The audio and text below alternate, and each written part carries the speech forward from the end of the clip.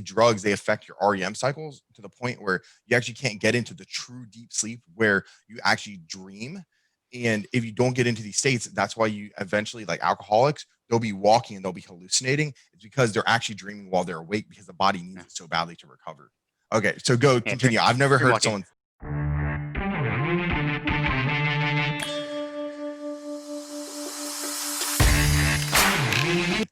It's really, really unfortunate because like I only surround myself with positive people. You two are both very positive people. Every single person that I am surrounded around.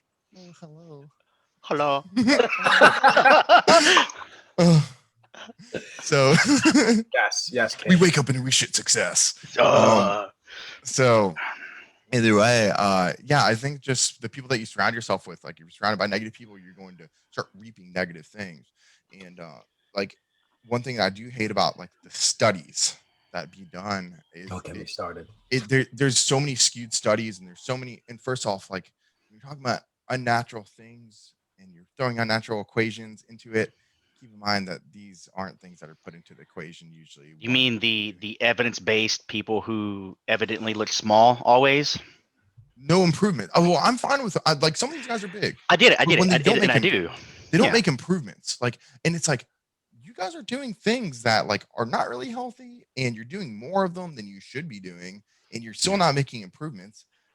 So something's off.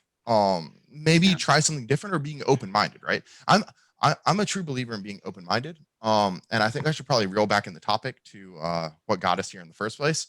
But as far as that goes, like I think that like mindset thing and like saying positive, being okay with being uncomfortable or being comfortable with uncomfortable situations at the end of the day, like allows you to be more and more open-minded, because you're like at first, like when you go into that uncomfortable situation, like, oh, I can't talk to that girl, she's way too attractive for me. And you just have a conversation, you realize that she's shy and she's coming from an emotionally abused background, whatever it is, so she just doesn't want to talk to anyone, whatever it may be. And then you get more and more comfortable with that, then you realize that, oh, this negative, like mentally I thought this was a negative situation, but now it's positive. Controlling that mind flip and actually removing like bad words from your mouth, like I can't, and being like I should be able to, or I can, I'm going to put it into existence. It's gonna happen. Yeah, that's the idea of like I always told, like anytime someone like clients or people are like, oh man, I'm trying, I'm like, no the fuck you're not, you're doing. We don't try here. Yoda, do or do not. There is no try. When someone says I can't, like ultimately, like these words, and people don't understand, like cursing and spelling, like back in the day literally meant like you're spelling your, but here's the idea is like you're putting out a frequency. When you say a word, it comes out at a frequency, you hear it. How you hear it, your brain then takes said frequency and creates a motor neural reaction. So when you constantly say words that are on the negative spectrum, like you keep that negative mindset. So you see that a lot, and I'm so big on how you speak to yourself is ultimately how you're going to see yourself and how you carry yourself throughout life. That's just a way of success. But it is funny, like the idea of like putting out information for people. I made a squat video a while back, and someone literally messaged me and was like, oh, that doesn't work this way. And then I was like, I was like, okay, man, hey, look, this works for some people, it doesn't work for everybody. And then like literally a week later, the same person messaged me back and was like, okay, man, I took what you said and applied to it and it worked. But he wasn't open-minded to see that, to just say, okay, maybe I don't understand what he's saying, let me try to apply it and see if it works. Okay, so on the negative mindset thing, I'm going to just talk about blood work really fast, because that's something that I do nonstop. Is I review people's blood works, I give them I give them feedback on. Basically, I can read. It's almost like instead of interpreting something right, it's like doing an algebra equation or something like that. There is a right or wrong answer, and you can see stuff within blood work that are tail indicators that something is off. If I see a few flag indicators being off, I'm like, how's the stress in your life? Oh, it's good. I'm not a high stressor, blah, blah, blah. I'm like, all right. So I know that you're a high stressor by looking at your blood work. And what I'm going to have you do is I'm going to have you take a notebook, and I just want you to tally, or add on your phone, like have a notepad and tally every single time. You put a 1, put a 1, put a 1, whatever it is, right? And then you tally it up at the end of the day and let me know how subconsciously stressed you are, because clearly you don't at a conscious level know when you've stressing. So you've identified those trigger points, how many times you make a negative comment, how many times you stress about something that you shouldn't stress about. And what ends up happening is you realize this person's such a high stressor that their cortisol levels are jacked through the roof, or their adrenal glands are off, and they're chronically on paperwork, they're clinically depressed because they are always speaking negative, and it messes with their cortisol levels or adrenal glands. And then you're like, all right, well, this is going to be really hard, but this is the hard truth behind it. And you have to fix the root cause, which is your verbal interaction with your own self. And yeah, so it actually does show on blood work, and people don't know that. And it's not easy to read blood work to indicate that that is happening unless you get specific tests done. But I mean, shoot, you can see it in, you will create insulin resistance. It is like the worst thing for you is your cortisol being off, because it throws off your hypothalamus axis, like completely. So your endocrine system completely flip flop. And in females, it's very prevalent. Males were more resilient, so it doesn't affect us as badly, but I can still see the tail indicators in it usually. And it's usually the thyroid actually that gives me kind of like a hint, like, hey, how's your stress going and stuff like that. You can look at it in pictures, and you can see them like if people are getting like beer bellies and they don't drink and stuff like that, and cortisol related. 90% of the cortisol and estrogen, because cortisol affects estrogen. Like it's a whole feedback loop, and it does show in blood work. And they were like, how did you nail this down? Because I can just go ask question after question after question. And the people that don't are living in denial that they are negative thinkers, like, dude, that tally system, oh my gosh, like probably goes way up. It's insane. Yeah, it's crazy. Like they're like, I didn't realize how bad it was. Even like, and I was like, just tell your significant other that you're doing it. Maybe they'll point some stuff out to you, and you're like, negative comment, negative comment, negative comment, and then they're like, oh my So gosh. one of the things I want to talk about, not necessarily blood work, but cortisol levels, was the last 2 weeks of my show, going to my national level show, was extremely interesting because I was overly stressed. Like, I don't think. Yeah, you were. Yeah, you were. Yeah, dude. I don't think I was ever like that stressed before in my life. And it was really weird because personally for me, I've never experienced any state of depression until those few back-to-back events that happened. And when that was going on, it did get to that point where I was feeling extremely negative, and me feeling that way, actually just saying, oh, this isn't going to work out, this isn't going to happen, all this stuff is going to go bad and stuff like that, I can't do this, I can't do that. It actually created a position in myself where my thinking was just like, all right, I can't do this anymore. Everything that could possibly happen is happening. Why is this happening? What am I going to do?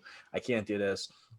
But well, the first thing that happened was my building got burned down. So that was that. So imagine just going through prep. You're literally about like 2 weeks away from your show and you want to get your pro card. That happened. And when that happened, at first it didn't hit me because I didn't really know how to respond, because I've never had that situation where something like that happened. I was just like looking at my building and I was just like, huh, everything I worked for literally just burned to the ground like it was nothing. It did not hit me. And then the following week after that happened was I was driving and all of a sudden my car broke down right after my apartment caught on fire. I remember this phone call, Paul, very well.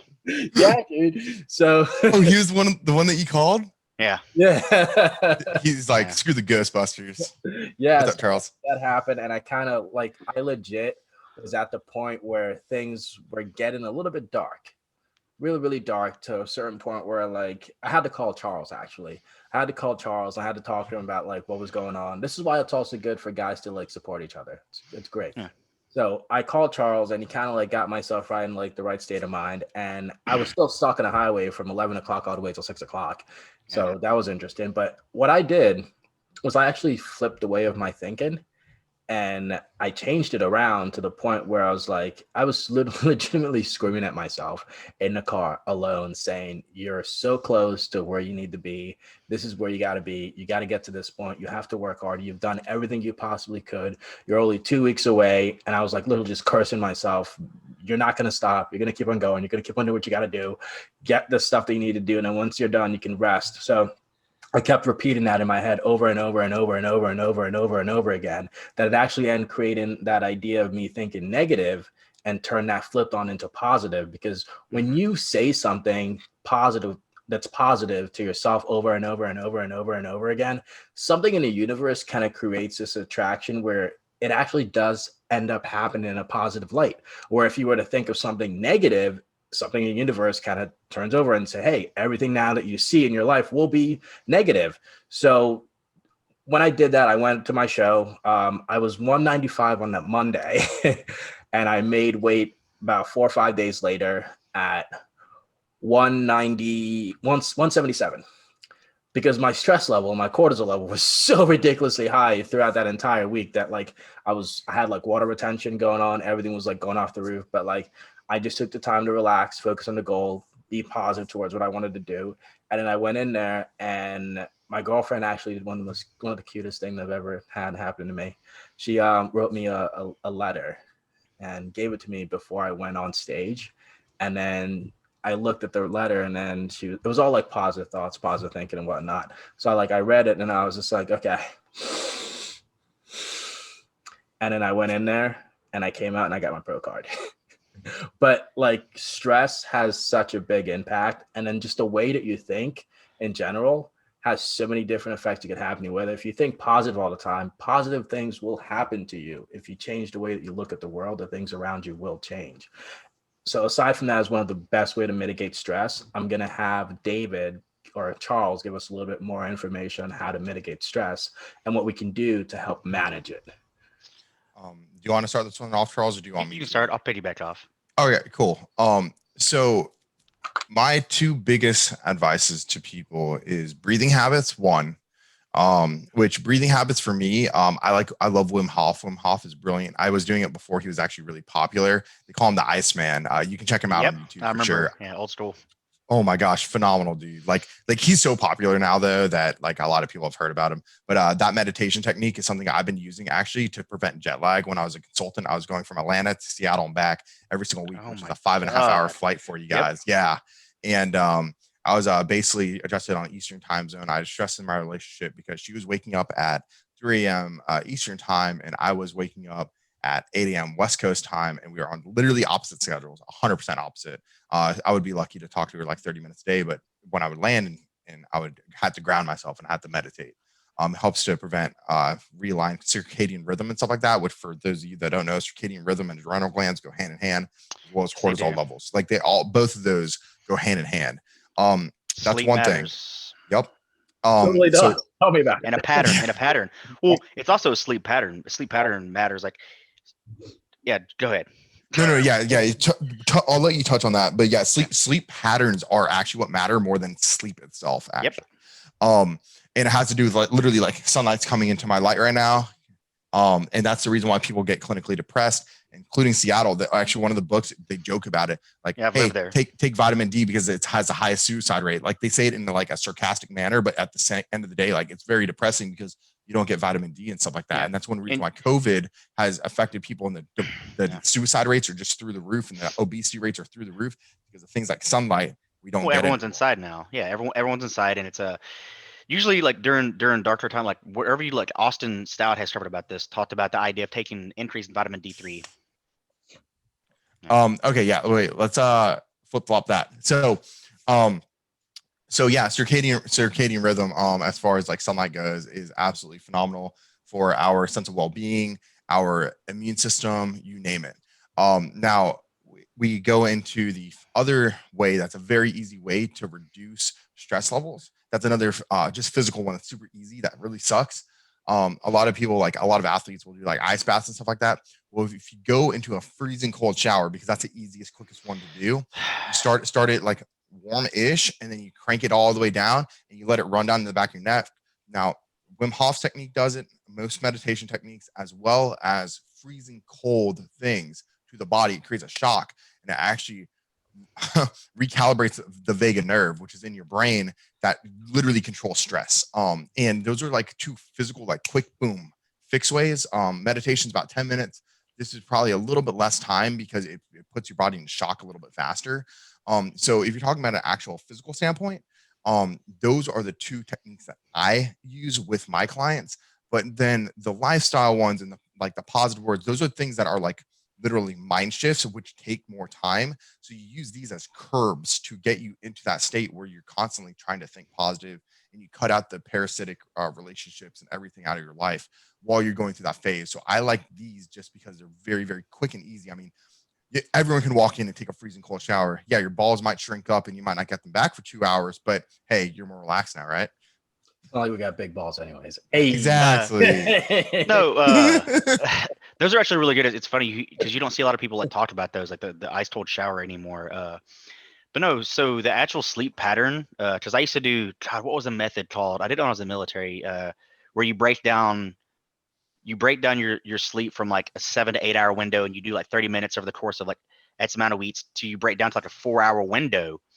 God, what was the name of that sleep method? But I did it. Oh my gosh. And what you do is in the course of doing it over weeks, you trick your body into understanding that you're getting smaller time frames, and you trick your brain into I was hitting like full REM.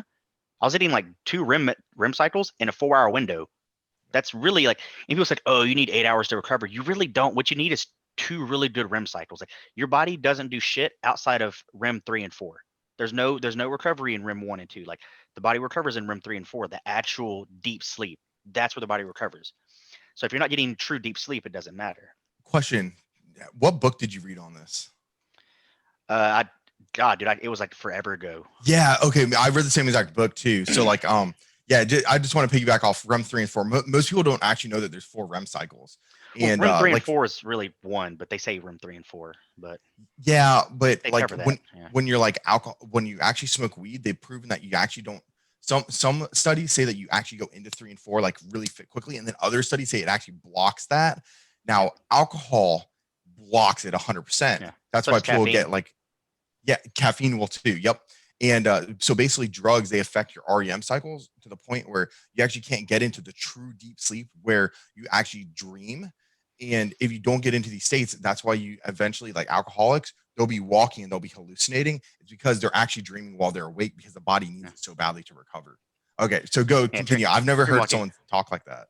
Yeah, no, it's been a long time. Like, but I had tricked myself into that because like I knew the way that I was working, like I needed to kind of condense my sleep. So that was a way for stress management for me. Is like I knew I couldn't get the 7 to 8 hours, so I broke my body back down into the idea of forcing it. But I mean, I was very strict on it. I went to bed at this time, and I woke up at this time. I didn't have to set alarms. My body got so used to a pattern that it was just on point, on point, on point, on point.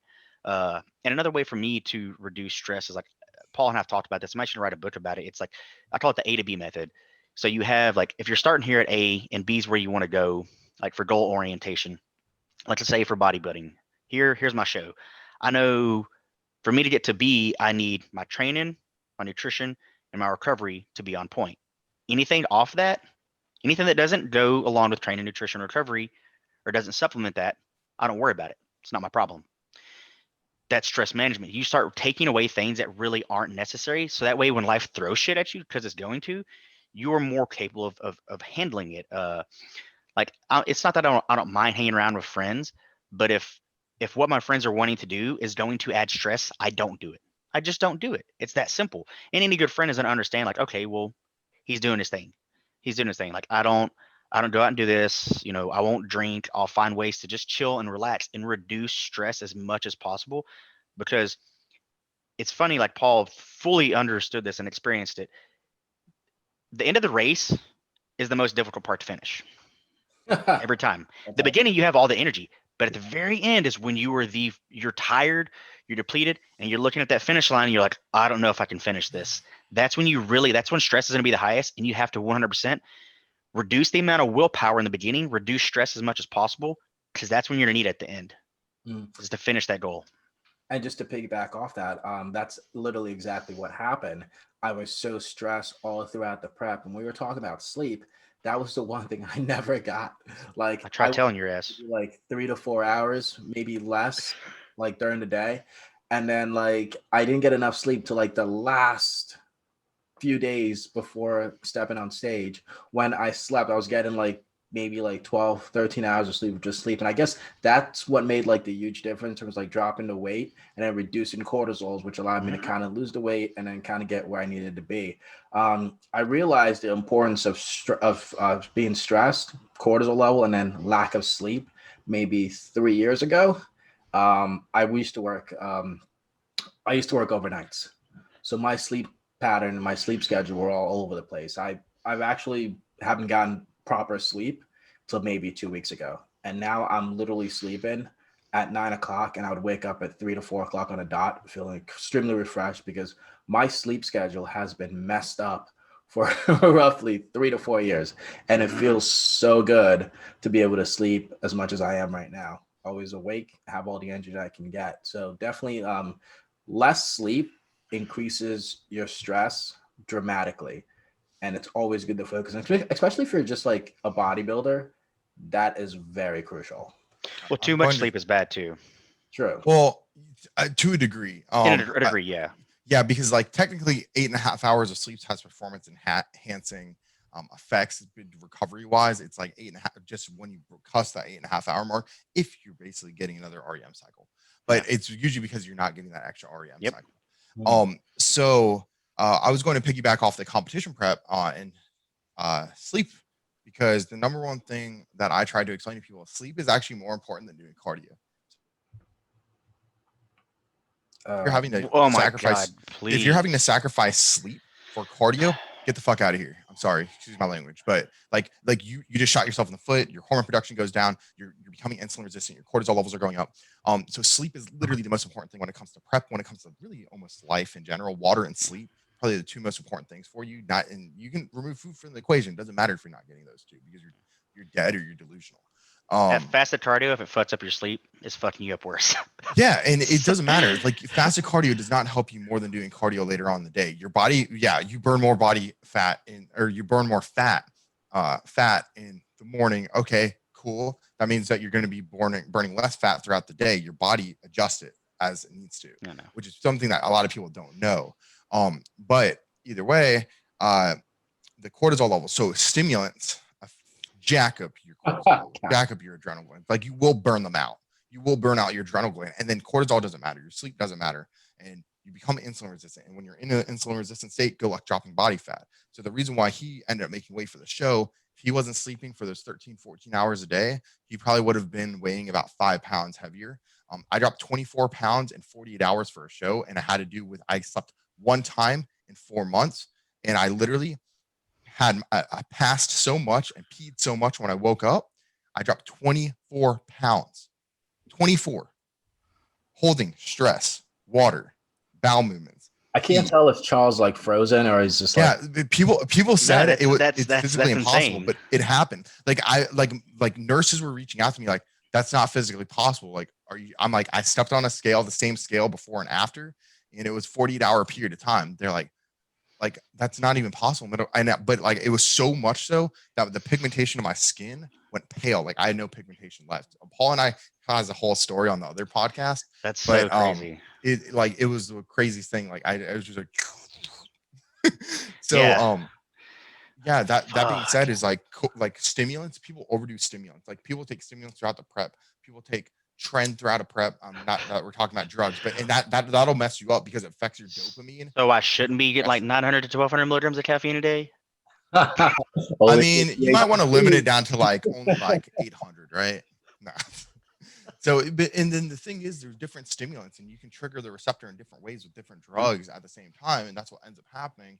But you need to be very methodical with how you stack stimulants, because you're going to be relying on 100%. You're going to do well, 100%. So like you don't want to overdue caffeine. So what other drug can you hit with that receptor and meth accomplish the same thing?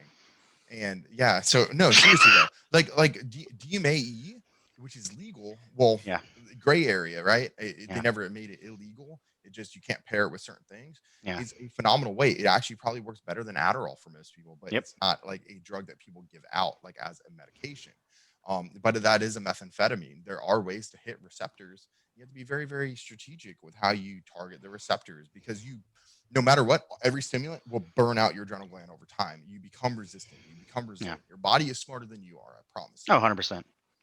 It's like, dude, the amount of caffeine that is that people blow into nowadays is just pure insanity. Like 100%. I've been there before. I've gotten to like 1500 milligrams of caffeine because I had a coach that had me like on a jacked up nutrition, and like the only way to combat like hunger Like I was drinking like 2 gallons of water a day at a minimum, and still pumping in 1,500 milligrams of caffeine because he was basically starving me. You had a Coke or a Coach? No, Coach. it's Same difference. I mean, but might as well just been a coach. Shit. not. I mean, I'm pretty sure that would have been more natural by that point than the caffeine. That'd been hilarious. Ugh. Yeah, so this has been very good. Especially how we started off. We kind of give a little bit of information about us, who we are, and then we kind of segue into a whole bunch of different topics and subjects. And we're looking to do more of this, and we're going to try to get some feedbacks on every single one so that we can kind of improve on this and get better as we go. For so far, what we learned is that like every bodybuilder, when they start, or just people in general, always have to go through an immense amount of adversity to be able to get them to where they need to be. Certain times people face negative feedbacks, positive feedbacks, but what you do with those problems, with those issues that you come across in life is ultimately up to you. You are the person who has control over what is it that you want to do and be able to strive yourself a little closer to from point A all the way to point B. And with that said, is there anything that you guys have anything to say? Be genuine and get a good support system. Environment is so huge on how successful you are in anything in life. Like you need a good environment. So good support system, good friends, take the mask down. Like the more genuine you are, the better your friends are going to be. Exactly. Yeah. I mean, that pretty much covers everything. Mind, body, and soul. It is a trifecta. I think I preach that. Yeah, I think the number one thing is actually making sure that your soul is in check, that makes sure that you're grounded and that you're level-headed, so that you don't make any mental mistakes, which would be the positive mindset or overreacting and reacting on emotion based off of logic. And then it ties into physical, which if your mind's not right, then you're physically always going to be weak. When I used to do powerlifting, you'll appreciate this, Charles, I would visualize myself doing 50 pounds more every single time on the bar in a hot shower. Yes. And I'd be sweating profusely, and I go to the gym, and usually I do 30 pounds more than I expected to do. Why? Because I already saw myself doing the 50 pounds extra, so to reduce 20 pounds off. So. That's an entire topic we should cover, but I always tell people like the body goes where the mind tells it to, but if you don't have the spirit or the willpower, the mind's not going to know how to go there. So yeah, mind, body, soul's huge. I preach that. I'm actually going to write a book basically about the 3 pillars of life, like mind, body, soul. Yeah. Awesome. All right, guys. If you like what you've seen in this video, make sure you like, share, and subscribe. And if you don't, I'm going to hunt you down and punch you in the face. I'm just kidding. If you don't chew Big Red. If you don't chew, fuck you. Nerds. Nerds. Fucking nerds. Oh, man. It's like a whole group of nerds in here. It's Jesus.